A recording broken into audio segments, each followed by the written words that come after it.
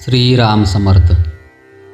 सद्गुरू श्री ब्रह्मचैतन्य गोंदवलेकर महाराज यांचे प्रवचन 4 जानेवारी. नाम कसे घ्यावे. नाम कसे घेऊ हे विचारणे म्हणजे पेढा कसा खाऊ म्हणून विचारण्यासारखे आहे. पेढा कोणत्याही बाजूने खाल्ला तरी गोडच लागतो.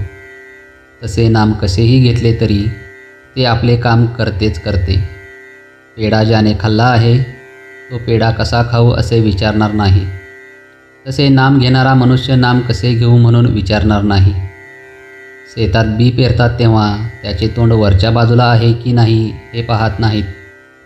बी शेतात पडते तेव्हा ज्या तोंडातून मोड यायचा असतो ते तोंड कोणत्या तरी एका बाजूला खाली किंवा वरही असू शकेल. पण जेव्हा मोड बाहेर पडतो तेव्हा त्याची दिशा मुळात कोणत्याही बाजूला असली तरी तो वळण घेऊन जमिनीतून वरच येतो. तसे नाम कसेही घेतले तरी घेणाऱ्याची ते योग्य दिशेने प्रगती करून त्याला योग्य मार्गावर आणून सोडील म्हणून कसेही करून नाम घ्यावे. नाम घेताना कोणती बैठक असावी किंवा कोणते आसन घालावे हा प्रश्न म्हणजे श्वासोच्छ्वास करताना कोणत्या तऱ्हेची बैठक असावी असे विचारण्यासारखा आहे. समजा एखाद्याला दमा झाला आहे तर तो काय करतो. तो अशा तऱ्हेने बसण्याचा किंवा पडण्याचा प्रयत्न करतो की जेणेकरून श्वासोच्छ्वास कष्टाशिवाय व्हायला मदत होईल. म्हणजे श्वासोच्छ्वास सुलभ रीतीने कसा चालेल हे त्याचे ध्येय असते. आणि मग त्याकरिता देहाची बैठक कशीही ठेवावी लागली तरी चालते. श्वासोच्छ्वास विना कष्ट चालू ठेवणे हे जसे त्याचे ध्येय असते तसे नाम अखंड कसे चालेल हे आपले ध्येय ठेवावे आणि त्याला मदत होईल, व्यत्यय येणार नाही अशा तऱ्हेची कोणतीही बैठक असावी. बैठकीला फार महत्त्व देऊ नये.